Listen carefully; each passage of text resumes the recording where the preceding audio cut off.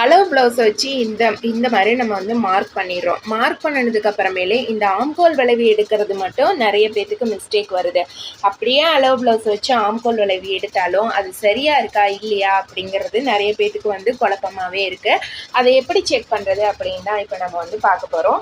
இது வந்து நான் ஆல்ரெடி வந்து அளந்து வச்சிருக்கிற அளவு ப்ளவுஸில் இருந்து அளந்த அளவு இதை நான் வந்து இந்த மாதிரி போட்டுடுறேன். அடுத்து வந்து இது நமக்கு சரியாக இருக்கா அப்படிங்கிறது எப்படி செக் பண்ணணும் அப்படின்னு பார்த்தீங்கன்னா, ஃபஸ்ட்டு வந்து இந்த இதில் நான் மேலே வந்து விட்டுட்டு தான் வந்து இதை நான் வந்து அளக்குறேன். இது மொத்தமாக வந்து 6 இன்ச் இருக்குது. 6 இன்ச் அப்படின்னா அதில் பாதி நமக்கு 3 இன்ச்சு. இந்த சைடில் வந்து பார்த்திங்க அப்படின்னா 4 இன்ச் இருக்குது. இதுக்கும் இருக்கிற இடைவெளியான கேப் பார்த்திங்கன்னா 3. அதை நான் வந்து 2ஆக டிவைட் பண்ணோம்னா 2. இப்போ இதுதான் வந்து இதோட அளவு.